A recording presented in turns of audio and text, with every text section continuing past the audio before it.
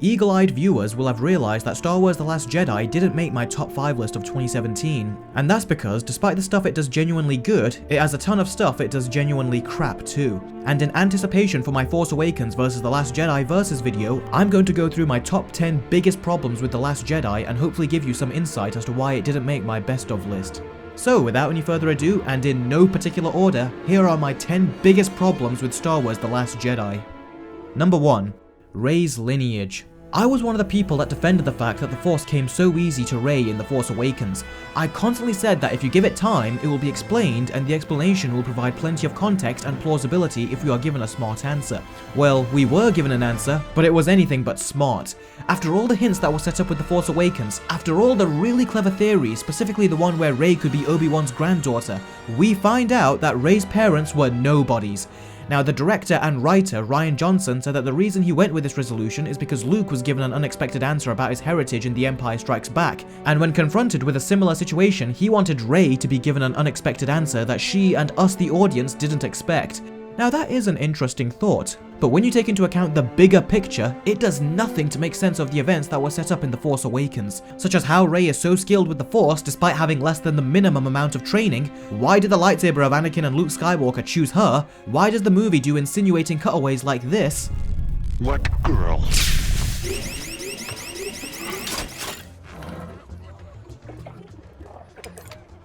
Who's the girl? And why does it present scenes in a way where the previous generation clearly gravitate and show leniency towards her like they know something that she doesn't? Additionally, the reason I thought the movie gave a little bit of dedicated time towards Leia and Rey regarding Han Solo's death was because Leia knows about her after having a conversation with Solo. Maybe she's her niece or has some sort of relation with her. The hug certainly came off as an elderly mother hugging her daughter. This also correlates with a lightsaber that used to belong to Anakin and Luke Skywalker, which called to her. So a lot of clever hints were planted in The Force Awakens which alluded to all of that.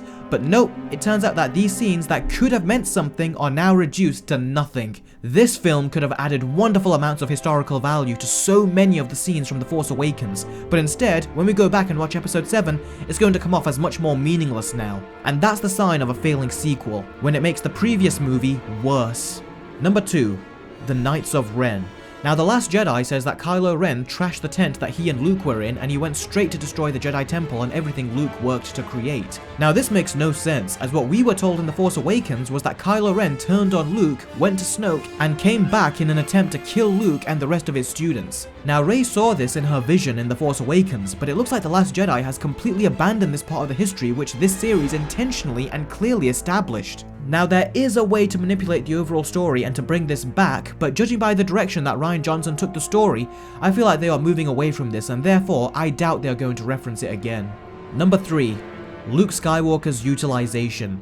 When Rey finds Luke, he tells her to go away and that the reason he came to this planet was to die. Now hang on, this makes little to no sense because in The Force Awakens, it was said that he constructed a map to his location should he ever need to be found. A map which the characters were trying to find a piece of in the last movie, and the rest of which was installed into R2.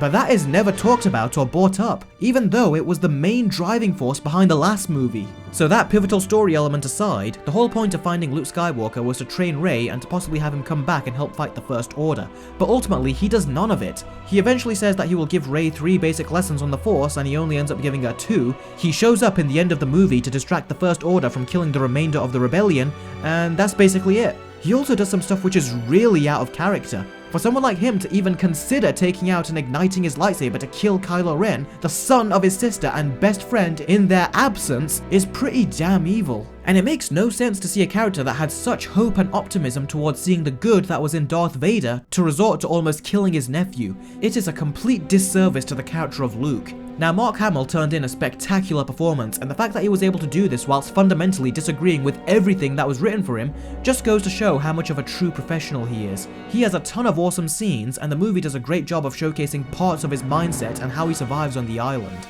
But there was so much potential to give him a redemption story whilst maintaining the primary focus on Rey. But no, instead the movie just unceremoniously kills him off in the end for no other reason than they just had it on their list of things to check off. And this leads us nicely onto the next big problem: Luke Skywalker's death. His death made no sense.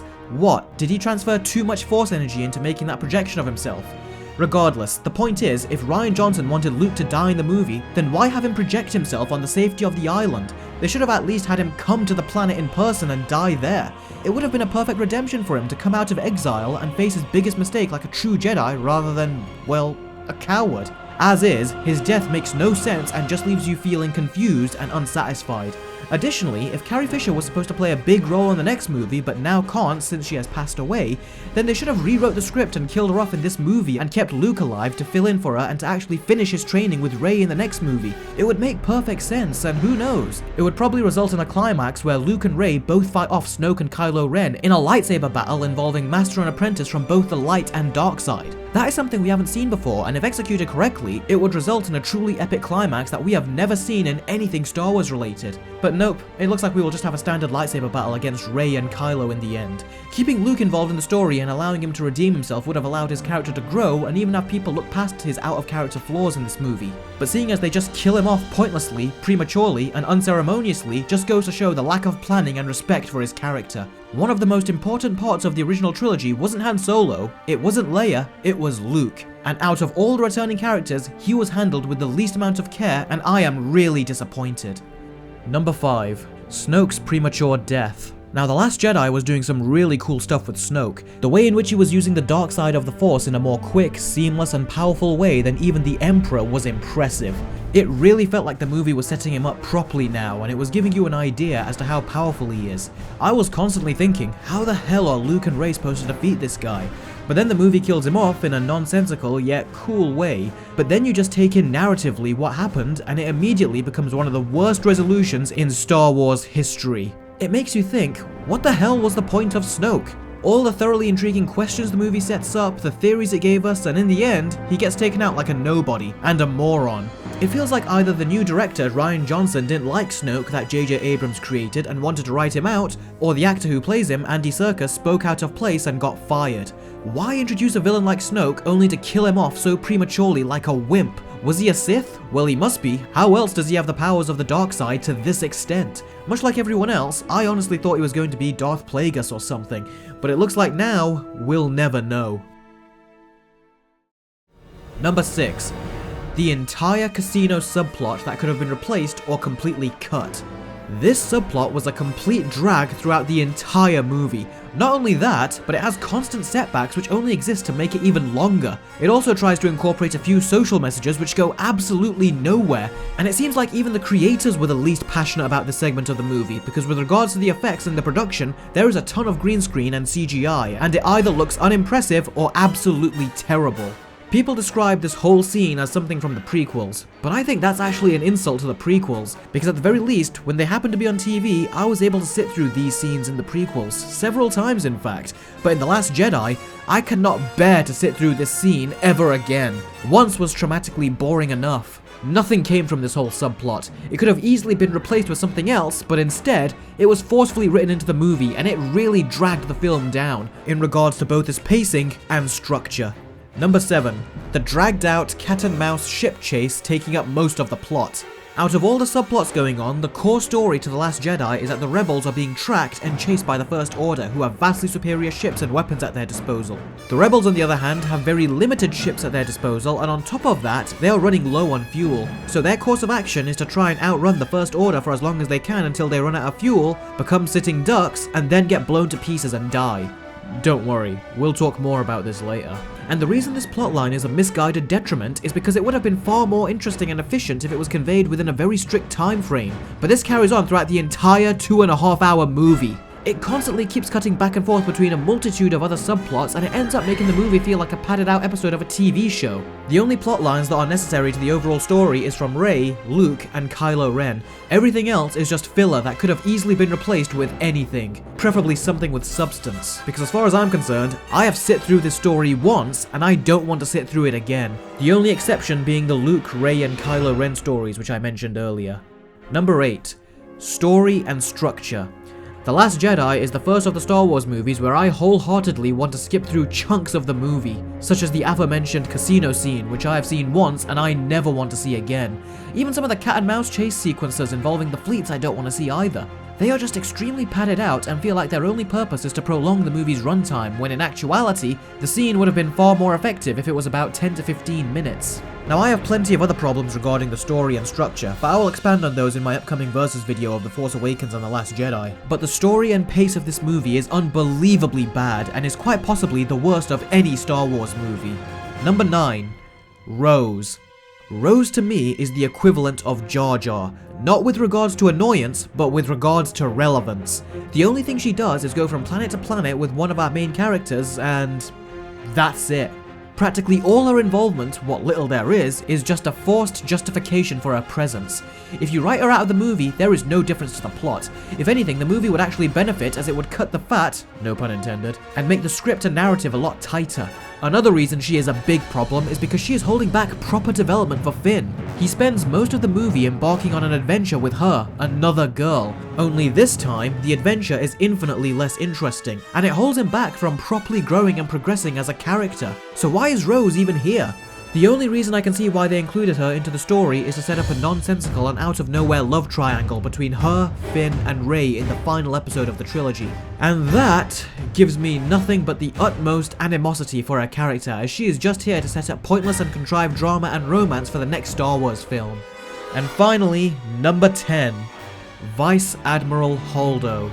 As soon as she shows up, Poe asks a genuine and fair question. The First Order is on their way to kill us. What's the plan? And she just bites his head off and trash talks him. And he isn't being cocky or anything, he is just asking a legitimate question. Later on, he demands an answer from her, and she essentially admits she has no plan and that they will just keep flying ahead until they run out of fuel and die. Poe points out how stupid this is and that she is sentencing everyone on the ship to death. So even though Poe tries to maintain his composure to a certain degree, he is clearly worried and in a state of panic. So what does he do? He enforces a mutiny. And usually I would be completely against something like this, but in this case, it was 100% justified, and I don't blame him. If anything, I commend him. But then Leia shows up, and with a disappointed look on her face, she shoots and stuns him. Why? Well, it turns out that Admiral Holdo actually did have a plan the whole time. But when Poe asked her, she wasn't saying, "It's okay, I have a plan."